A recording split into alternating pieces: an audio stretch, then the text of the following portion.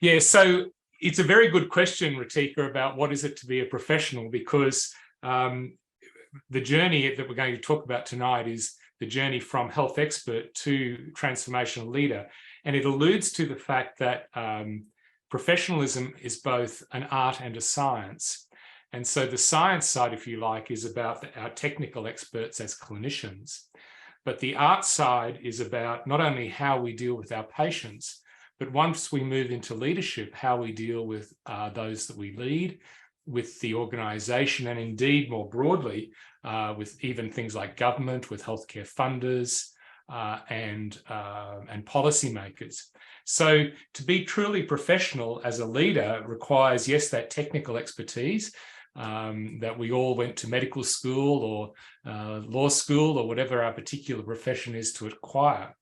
But as we're going to talk about tonight, being an excellent surgeon, for example, doesn't mean that you're an excellent leader. And what is the difference between the two, and what is that journey? And as you alluded to, Ritika, I'll talk a little bit about my own personal journey to leadership. I hope people will find it interesting. Now, you very kindly introduced all the things that I do, but I should remind you that I'm actually retired. And so my joke is that I only work 50 hours a week now. But I'm very, very passionate about healthcare leadership. I think that it's something that the development of healthcare leaders is something that we've traditionally not done in our industry very well compared to other industries. And so despite my retirement, I continue to work very hard to speak and talk about healthcare leadership. So while we're talking about technology, I often start any presentation where I'm talking about the difference between technical advances in healthcare and non-technical advances with this slide, which is truly staggering. I was born in the 1960s. And as you can see over my lifetime, the extraordinary increase in life expectancy in my part of the world, Oceania, life expectancy has gone up for a man from about 63 to about 78. And you'll see that that rise in life expectancy is even more dramatic in countries across Asia, Africa, and the world more generally. So I'm going to be talking a lot tonight about some of the challenges we face in the non-technical aspects of healthcare and what that means when you go on the journey of leadership. But I really want to premise that by saying I have nothing but admiration and just feel so lucky to have been born at a time where most of humanity can expect at least an extra 30 or even 40 years of life than they would have experienced literally only 70 or 80 years ago. And so nothing I want to say tonight is to be disrespectful to the technical excellence and the need for technical excellence, but rather to contrast and draw out some of the challenges that we have, particularly as we go into leadership.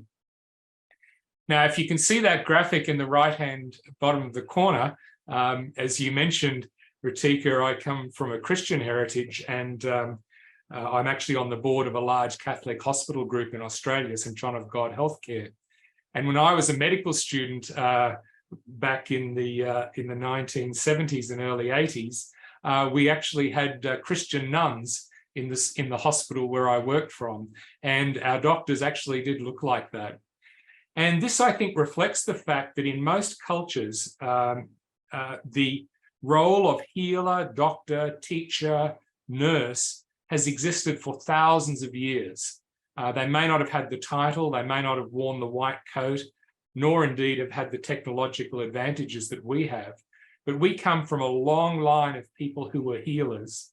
And I think many of us understand in the clinical world that as clinicians, we have two roles. We are both the curers of disease. In other words, we apply technology to pathology, but we are also the healers of illness, that we work with patients on their experience of being unwell and try and be a navigator, guide, teacher, and friend to them as they go through their journey of illness. And so it is when we come to leadership, we have to reflect on the fact that what we know as modern healthcare leadership is a very modern invention. In fact, as short as 50 or 60 years ago, there were very few healthcare managers or executives. Essentially, healthcare was delivered in silos by heroic martyrs, people who dedicated their life to as doctors and nurses and other professionals to provide care. And so the model of leadership was essentially professional self-regulation. And that's not to be disrespectful to that model, but we now know that healthcare is one of the biggest industries in the world. It typically subsumes about 10% of the GDP of most countries, and that amount is increasing. And yet, many of the ways in which we operate reflect, if you like, almost the cottage industry or the tiny silos that healthcare started with. And it's indeed, when you go into many hospitals, the operating model DNA is closer to a marketplace of competing small businesses than it is to an organization, a global organization, for example, that you might find in manufacturing or in aviation or perhaps in industrial processes. And I think, and again, without any way being disrespectful to the technical aspects of clinical care, we have tended to undervalue the importance of reflective practice and leadership on the business side. So much of our research, so much of our focus and implementation has gone to putting in place new technologies to assist patients, which are wonderful. But I suspect that we don't do as much in terms of thinking about the way in which we actually do our work, the way we construct our businesses, the way we reflect on how our businesses are performing, the value we create. And and I'm sure that Apollo is one of the world leaders in this. I'm a long been an admirer of Apollo's work. But I think as an industry, we do undervalue the business side, and particularly research and innovation on the business side.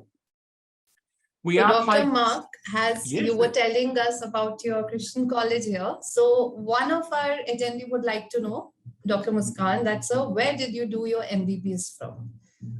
Okay, so I did my medical training at the University of Queensland in Australia, and I very quickly went on a journey to train to be a rural doctor in Australia. And some of you may have seen TV shows about outback doctors and flying doctors in Australia, lots of kangaroos and light aircraft. I was a country doctor for many years, delivering babies, doing operations, doing all the things that an Australian country doctor does. And I underwent specific training in obstetrics, anesthesia and neonatology to prepare me for that work. And certainly when I trained, it was a very, very different world to the world that I operate in now. I moved out of that world. I became very involved in the professional development and training of rural doctors in Australia. And that led me into a leadership position and that led me then into starting my own, if you like, leadership and risk management academy for healthcare that went across 28 countries. And so I've had the privilege of working in about 28 countries across the world, helping governments, hospital systems, and clinicians reflect on the quality of leadership and how that can contribute to excellent healthcare outcomes. So I hope that's answered the question, Ritika. Absolutely. And they would also like to know about your specialty. So in Australia, we have a specialty for rural medicine. So you train both as a general practitioner, and then you do what we call special skills. So I did a diploma, advanced diploma in obstetrics and gynecology. So that meant that I was able to do cesarean sections and operative obstetrics. I also did a year and a half of intensive care and anesthesia, and a year of neonatology and pediatrics, a year of accident emergency, and a year of general surgery and orthopedics on top of my general practice training. So I often said I was reasonably good at just about everything and not very good at anything. Sure, doctor, let's go ahead. Yeah. So I think also we do have an issue with weak accountability in some of the non-technical domains. We see some behaviors at times in healthcare that really don't contribute to high quality care. And I'm going to allude to some of that when we talk about the transition we make from clinician to leader. As I've mentioned already, I think we don't do implementation science as well as we do perhaps the technical side of science. And we don't spend as much money and effort and resources as I would like in the our leaders and leadership practice. We also have had long business innovation cycles compared to other industries, and there are some good reasons for that around safety and quality. But I think all of us have been surprised by how important the COVID epidemic has been in accelerating some innovation cycles, particularly in implementation of new models of care. And I think we're also paying greater attention to the psychological well-being and the learning readiness of the workforce. We know that throughout the 18th and 19th and 20th centuries, we operated from a model, I think one health economist referred to as a model of scarcity, where the scarcity was particularly of capital. I think what we're finding now going into the 21st century is the scarcity often is of wisdom, and the scarcity is often around implementation rather than actual resources. And so I think it obviously varies from country to country, but I'm also interested in this whole thing of how learning ready are we making those we lead. So let me just talk a little bit about this non-technical side. This is the International Collaboration on Healthcare Outcome Measures. This was before COVID, but just across international surgery, have a look at the variation amongst hospitals in a number of countries in terms of outcomes, and from everything from mortality to complications, from just some very straightforward operations that are done in hospitals in every country around the world. Bypass surgery, prostatectomies, hip surgery, resection of colon cancers, cataract surgery. And these numbers are quite staggering. You know, for example, if we look at hip surgery, we saw in 2017, depending on which German hospital you went to, you could have an 18 times different chance of needing to have a second operation. And what we do know is that is not related to the technical expertise of the clinicians. Rather, this refers to variation in teamwork, variation in leadership, variation in implementation, variation in the way people work, and the safety and quality aspects of how they work. If you look at the United States, these are the top 16 ranked hospital networks in the United States. And this was an enormous study done where they looked at 143,000 patients, looking at a range of outcomes from colectomy, bypass surgery, and hip replacement. And you can see that amongst these 16 hospital groups, there are extraordinary variations in death rates, in terms of complications, in terms of failure to rescue when patients deteriorated, between these top 16 US hospital network groups. And again, we know this is not due to the technical expertise of individual clinicians. This is actually related to teamwork, to leadership, and the non-technical ways in which we work. And I suppose it goes to that question you asked me, Dr. Atika, about what is professionalism. But one aspect of professionalism is doing a great hip replacement, doing it technically correctly by someone who's well-trained. But another aspect of professionalism is making sure that the patient does well after that excellent operation. And that goes to everything from preoperative preparation of the patient, the quality of the post-operative care, the way in which the individual, the surgeons, the anaesthetists, the nurses, the rehab people work together, and also the culture within the wards and in the hospital around how we look after patients when they deteriorate, even down to things about how we manage common complications, even down to things like variations in how much we wash our hands. So it's and I could speak for hours on this topic, but it's very clear this non-technical underperformance is mainly about deficits in teamwork and culture. Sometimes, for a very small percentage of people, it's about unprofessional behavior that's not held to account. Some very interesting work that's been done at Vanderbilt University in the United States, and work that we've done in my home country, Australia, has shown quite clearly that doctors and nurses who demonstrate unprofessional behavior lead to poor outcomes for patients. And it's not because they have technical problems, it's rather that their unprofessional behavior inhibits the performance of others and leads to more mistakes in the team. And if leaders don't address that, then that can become a serious problem in the organization. I think also we don't train our leaders in healthcare as much as we should in strategy. how to set strategy for an organization or for even a unit or a division, how you implement best practice, and how you remediate when you find that there are problems occurring, whether it's in the operating theatre, the labour ward, the emergency department, or in a general medical ward. And finally, I think we have these gaps in measuring what matters. Across the world, I have the privilege of seeing a whole range of different metrics being collected by hospital groups, by governments, and yet sometimes I'm worried that we're not measuring the things that really matter. How are the patients recovering? How happy are they with the outcome that they received? We may be measuring lots of other things, but that's the primary thing that matters. And so this is the work of leaders.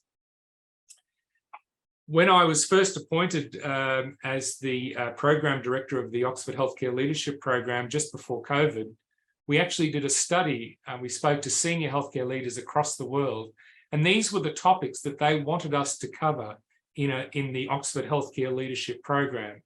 And you can see that very clearly leadership, innovation, and digital transformation, as well as healthcare economics, were the things that people felt that healthcare leaders really needed help and support with.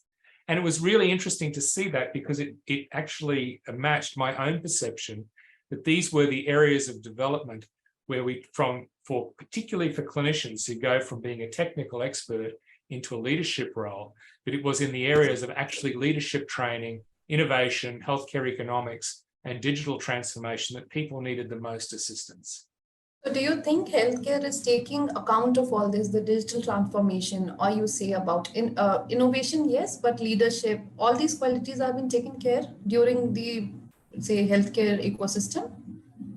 Look, my own view, Ritika, is no. My own view is that, and again, I'm talking at a global level across many countries. I'm not making a specific comment about Apollo or India, but generally, I would see people in healthcare leadership in hospitals.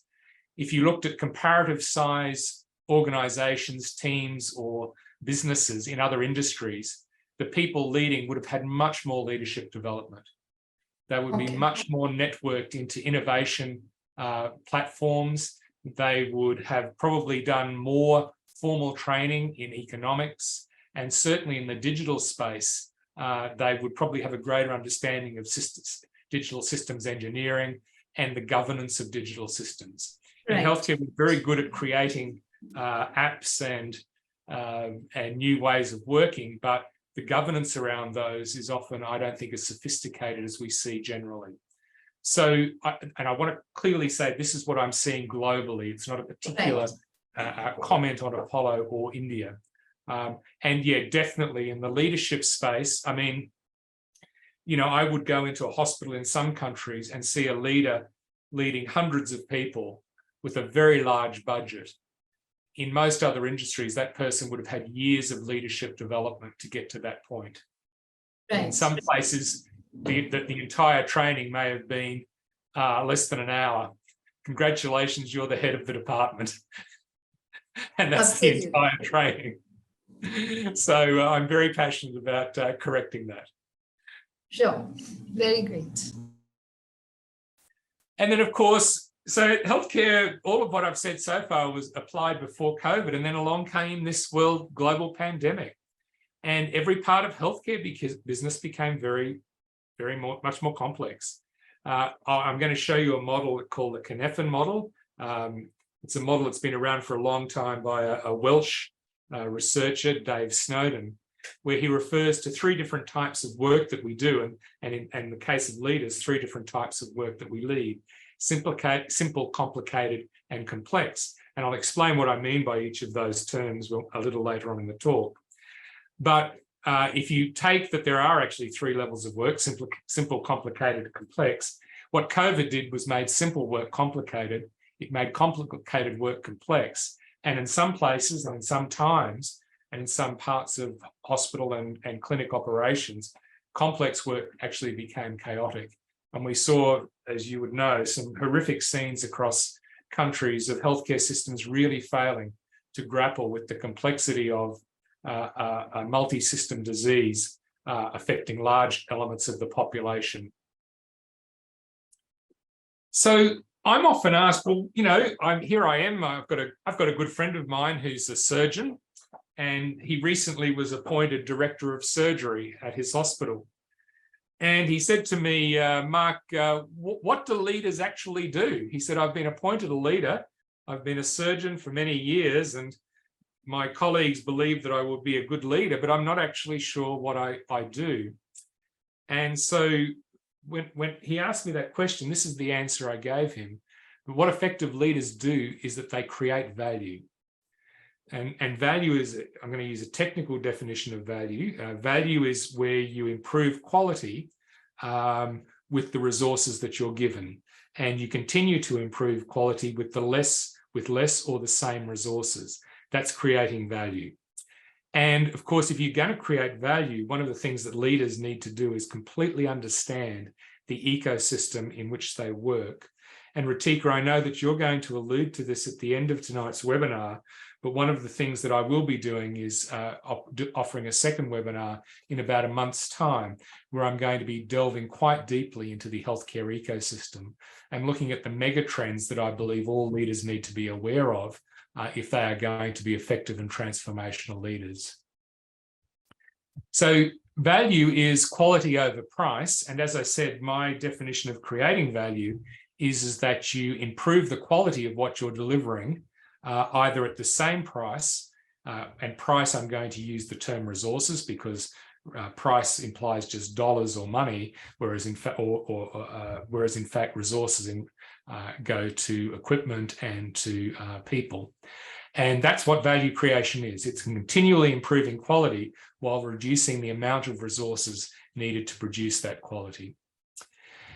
And so that's the technical side of leadership. Leadership is about creating value. We've talked a lot about the technical and non-technical aspects, but some things never change. And we have a lot to learn, not just from the healthcare leaders that have gone before us, but leaders across the centuries about what it means to become an effective leader. And I mentioned that I have a Christian heritage.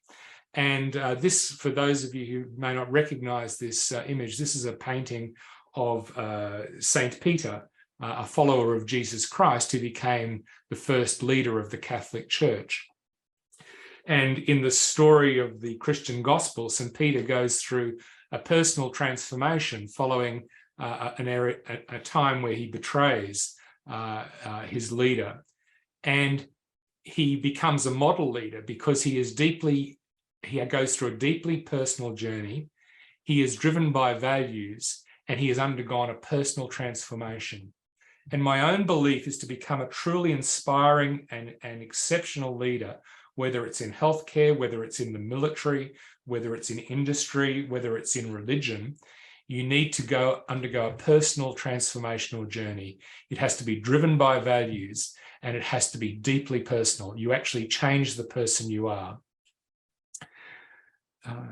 Gandhi spoke of this, about this orientation of the heart. As you know, the Gita has sung the praises of knowledge, but it is beyond the mere intellect. It is essentially addressed to the heart and capable of being understood by the heart. And what I see in great transformational leaders, people who go from technical experts to great leaders, often in their role as a clinician or in their technical field, the heart is directed towards the consumer and the patient. When they go into leadership, that heart has to become bigger, wider. Not only does it have to embrace and love the patient, it has to embrace and love those who work in healthcare, the system in which they work, the organizations in which they work, and indeed the entire population. And I think it's a journey of personal growth and expansion of the heart. And so it begins with a lot of unlearning. One of my mentors at Oxford University, I can remember the first day I attended a course of his, he addressed a group of very, very senior leaders. I was fortunate to be selected in a group of senior leaders to undertake this course with him. And he began by praising us all. And he said, you know, the fact that you've been selected for this program means that you are all experts in your field. I was very fortunate to be considered a health expert, but there were experts from the finance world, from government, from military, from commercial organizations. And he said, so congratulations on being selected to this course. He said, you have so much unlearning to do. Many of the things that you've learnt that have got you to the point where you are not suitable for transformational leadership. You will have to change, and you'll actually have to alter some behaviors.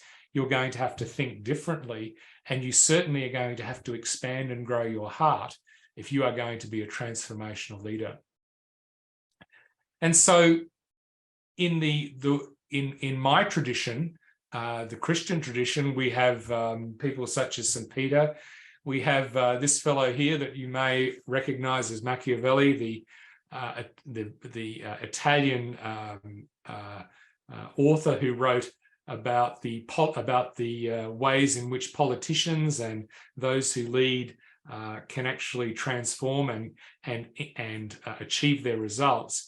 And you may also recognize William Shakespeare, who wrote many of his great plays about the transformation of leadership, things from Henry V or The Tempest. So there is quite a canon in my tradition of writing about the personal journey that leaders, whether they be monarchs, whether they be politicians, whether they be religious leaders, need to go on to inspire people to follow them. And Gandhi made a comment on that in the Bhagavad Gita, and I see so many parallels. He is the devotee of, he or she is the devotee who is jealous of none, who is a fount of mercy, who is without egotism, who is selfless, who treats alike cold and heat, happiness and misery, who is ever forgiving, who is always contented, whose resolutions are firm, who has dedicated mind and soul to God, who causes no dread, who is not afraid of others, who is free from exaltation, sorrow, and fear, who is pure, who is versed in action and yet remains unaffected by it, who renounces all fruit, good or bad, who treats friend and foe alike, who is untouched by respect or disrespect, who is not puffed up by praise, who does not go under when people speak ill of him or her, who loves silence and solitude, who has a disciplined reasoning. Such devotion is inconsistent with existence at the same time of strong attachments. I think that's a most beautiful piece of writing and captures the personal journey of transformation that great leaders undergo. And I'm going to speak at a personal level here, and I don't want to imply for you, but I certainly know as a young doctor to attain the technical expertise that I attained to be able to practice in many disciplines in remote parts of my country. You do build up an ego with that. You do become, there is a risk that you can become very concentrated on your own performance, on your own well-being, on your own needs as a clinician, so that you can deliver great care to your patients. And part of that transformation in leadership to leadership is to actually let go of some of the ego, which I believe this beautiful writing refers to let go of your ego and to become obsessed and to be devoted to improving the performance, the happiness, the well-being, the teamwork of others, so that great things are achieved by others, not necessarily just by yourself. And I think I refer to these as the 3 leader competencies, and you'll see the cross-talking with technical aspects. You need to have lots of great information and data when you're a leader. But data alone doesn't make you a great leader. You also need to have great knowledge. You know, you need to be technically aware and understand how healthcare systems work. You do need, as I mentioned earlier, to understand the digital system. You need to have some understanding of healthcare economics, of process design. But ultimately, what makes great leaders is wisdom. And sometimes wisdom is the ability to say we shouldn't be doing this. Just because we've got the information, just because we've got the knowledge, the wise thing may be to wait. Or the wise thing may be to decide that somebody else leads this. Or the wise thing may be allocate our resources to an area of greater need than the one we've identified. And so I don't want to be in any way disrespectful to information knowledge at all. But the thing that marks a great leader and someone who has undergone enormous personal transformation is their wisdom. And I'm sure if you reflect on any great leader that you've had the privilege of meeting, you would have probably been most impressed by how wise they are, how they understand that judgment and discernment and right thinking is actually the most important thing in a leader, not just their ability, knowledge, or technical information. So, Dr. Ratika, in that line, this was many of the principles that guided my development of the Oxford Healthcare Leadership Program, which I now have the privilege of leading at Saïd University with the Executive Dean, my colleague, Dr. Eleanor Murray. And we focus on a number of things. We want to see wisdom, knowledge, and skill in leading colleagues through enormous periods of change, because we think that's one of the key outcomes of any leadership program. We have to be futures focused, so we focus on preparing colleagues for the world as it will be, not as it is currently, because we do know that healthcare is undergoing rapid transformation, particularly in models of care and implementation. We need to increase our level of sophistication in how we understand how the system actually works. I'm often surprised that even senior doctors and nurses actually have very little understanding of how the entire healthcare system works. And at a strategic level, we need to make sure that we are very agile, that we don't end up defending forts or defending ways of working or particular interests and not move to where the actual demand and action is. So when we are talking about healthcare, so why do we see healthcare variations? So it's a great question, Dr. Ratika. As I mentioned earlier, I don't think it's by anyone deliberately having bad intentions. You know, I don't believe you saw that slide earlier with the enormous variation in the number of the chances of repeat operation in hip surgery in Germany. I don't believe that is because German doctors and nurses are bad people. I actually believe what it is that so much of reducing variation is about leadership.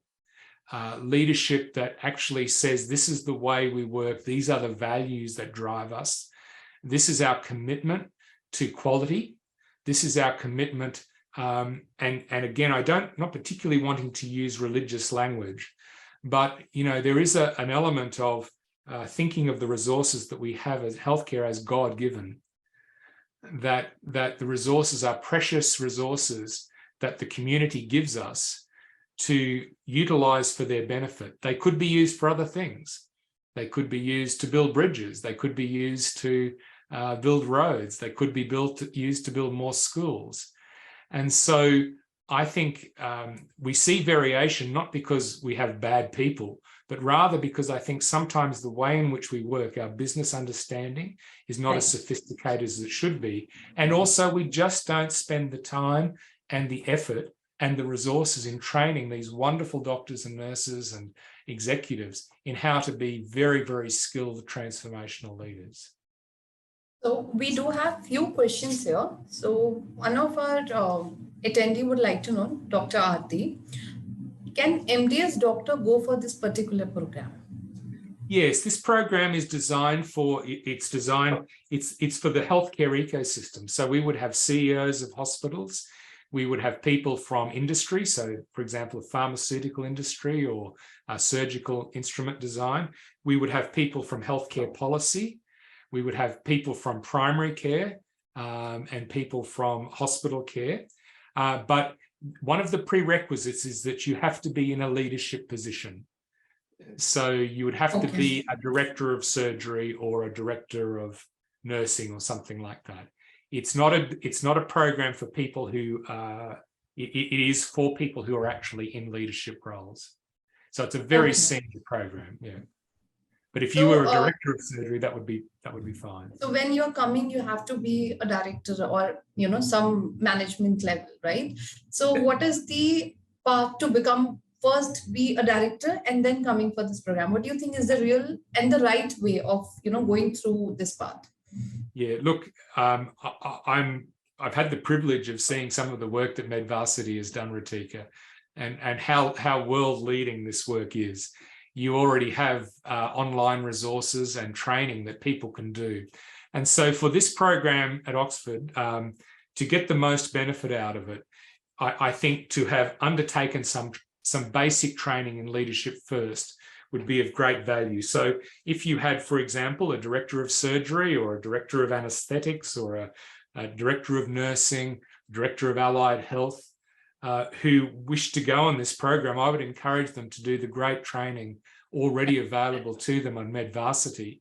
And once they felt that they had done that, then take the opportunity to look at an advanced program like this.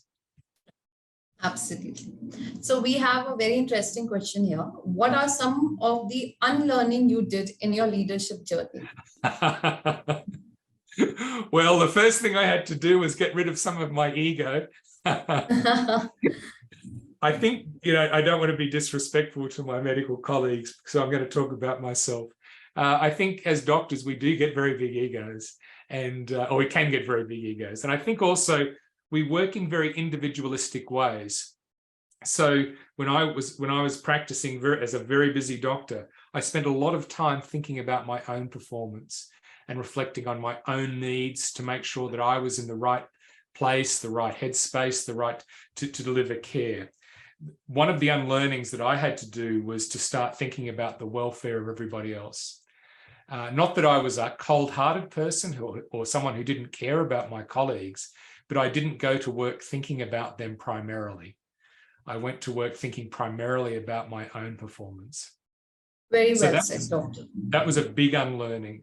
I think the other unlearning, to be honest, and this may be just a reflection of my particular culture, I think I found a lot of my colleagues, and I'll put myself in this thing, I think I was quite disrespectful of the expertise of people in other industries. I knew how technically well-trained healthcare people were, and I didn't probably fully appreciate how much we can learn from experts in other industries, from aviation, from the military, from finance. And so for me, it was very humbling to realize how little I knew about whole areas of important information. And probably the thing that I've enjoyed most about my leadership journey is attaining technical expertise in things like finance, in strategy, in innovation, in the digital systems platforms, things that as a doctor I probably would have had an opinion on, but it may not have been a very well-informed opinion. So that's probably the two biggest things I had to unlearn, Dr. Ritika. So as you were talking about military, I already have a question related to that. Yes. Hello, I'm a retired Army doctor. Can I join the program and later take up a job as director of a hospital? Yes, I would. That's great to hear. So the military does great leadership training. I would encourage you to, as I say, this is an advanced program. So I would want to say to anyone thinking of applying that they first of all make sure they have done some leadership training. So to my colleague who's asked that question, I would say if you felt that you had good leadership training in the military, then that would be entirely appropriate to come to this program. But if you didn't receive any leadership training, if you didn't feel that you'd already had your own learnings, indeed, in fact, if you didn't have something to contribute to the other people in the course about what you've learned as a leader, then you may want to do some more work with Medvarsity and then come to Oxford. So what do you think are the main qualities when you say leadership? Oh, well, that's a great question. I would say too, humility and curiosity. Right. Humility to realize, great leaders often say, if you talk to the CEOs of large companies, they will often boast about the fact that the people they've recruited around their executive or board table are smarter than they are. And I think that that's a great, and I certainly felt that in the organizations that I've led. I've always tried to get people who are much smarter than me because I think everybody has their particular roles to play. But what great leaders do, I often say they're like the conductor of the orchestra. Okay. Then there might be the best violinist is playing the violin. The conductor can play the violin, but he's not the best violinist in the orchestra. But without the conductor, the music sounds terrible no matter how good the violin player. So I think it's that humility to know that you will be working with people who are probably more knowledgeable and may have more expertise in some areas. And then the other thing is curiosity, because if you're not curious, you won't learn about the areas that you need to be a well-rounded leader. So I had to develop a curiosity about finance. I had to develop a curiosity about clinical governance. I had to discover a curiosity about statistics. I had to discover a curiosity about human resource management. And so if you're not a curious person who finds out that the best leaders find out that they know very little and then are curious enough to go away and learn about it. So I think it's a combination of humility and curiosity would be my answer. Absolutely. Very well said, Doctor. So we have one more question. I have commanded 2 hospitals. Yes. And worked as an instructor in various hospitals as general duty medical officer and has been associated with various administrative duties. So they are giving their, I think, work profile. So can they be doing this kind of program? Yes, absolutely. Again, everybody who does the program has to apply, and there's an application process where you outline a selection process where you outline all of your experience. And but you know, as I mentioned, and this is at a personal level, Dr. Ritika, officially I've retired, even though I have about 6 jobs. This is a very personal piece of work for me, leading this program. I've had a wonderful life as a doctor. I have been so privileged.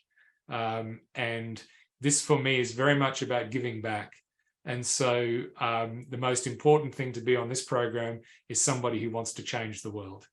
And so because you're telling about you, I would like to know, and I'm sure my attendees would like to know, what was the turning point for you when you decided that I have to be in the healthcare for management side? That's a very good question. Again, very personal. I was a very busy country doctor, and one day I received a phone call to tell me that my much-loved younger brother had been killed in a car accident. Oh. And for me, that was a real turning point in my life, because up until that stage of my life, I'd had a very privileged life. Nothing really terribly sad or terrible had happened to me. And I think going through that experience of great grief, and particularly being in a country area where my patients cared for me.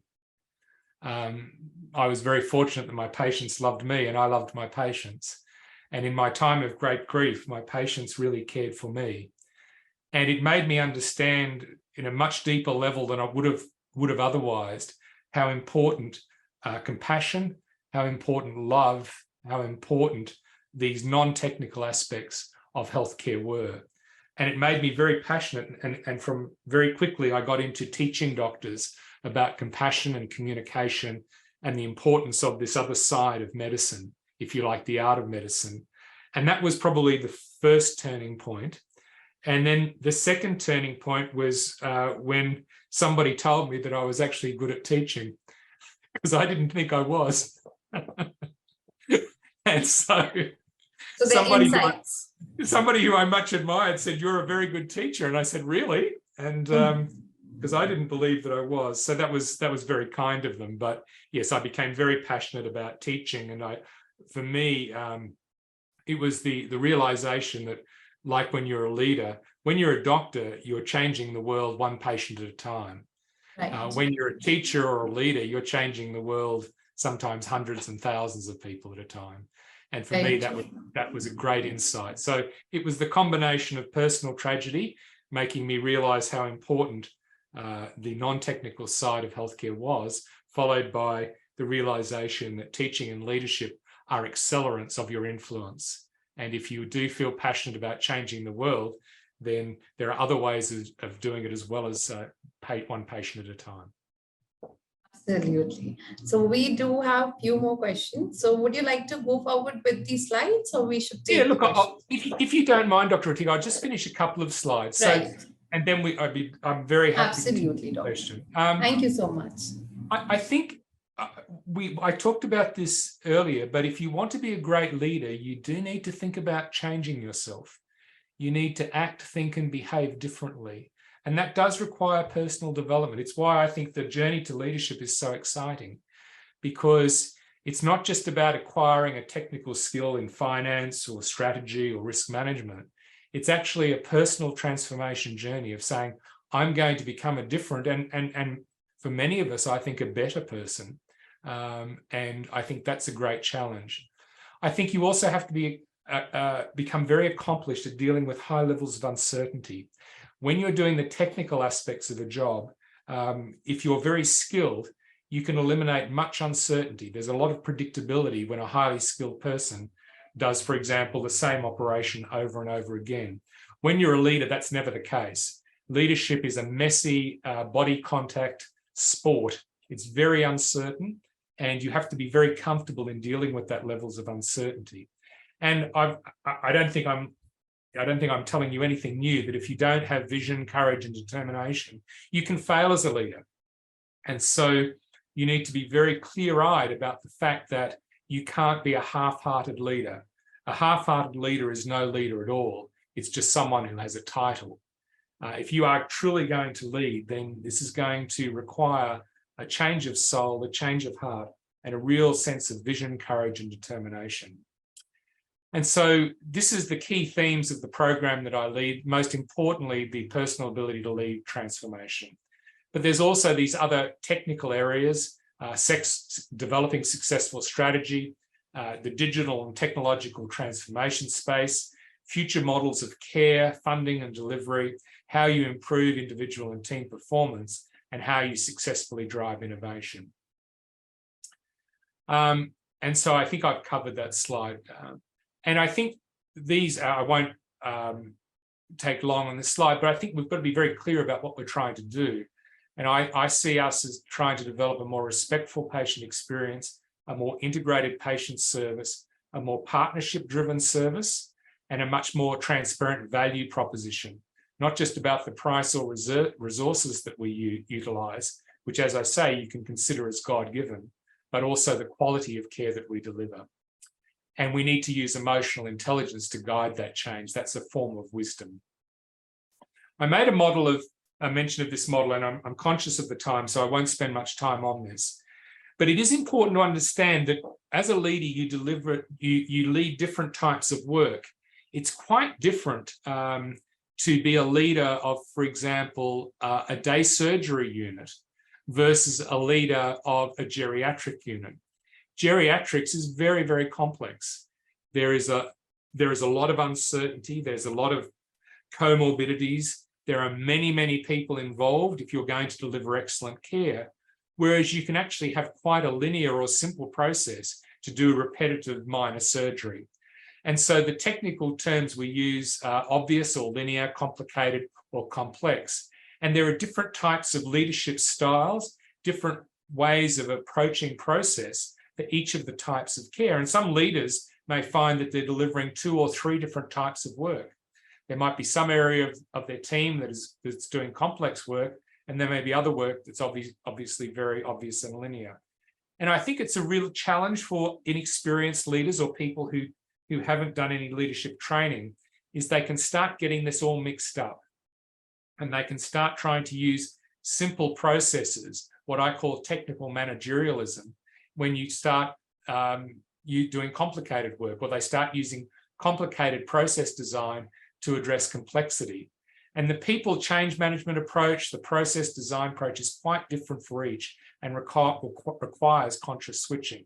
And this is a great paper. It's nearly 20 years old now, written in Canada by Gluberman and Zimmerman, which is actually a wonderful exposition of the difference between linear, complicated, and complex systems in healthcare. And this type of thinking is also a really important area of leadership development that we address in the program at Oxford. So in ways of summary, values-based wisdom, knowledge, and skill is what we're trying to create in transformational leaders, not just at Oxford, but at every elite leadership program. Preparing people for the world as it will be, not as it is. a level of sophistication in understanding how the healthcare system works, and a strategic mindset that makes sure that we're always operating where the action is. So, Dr. Ritika, that's the end of my slide.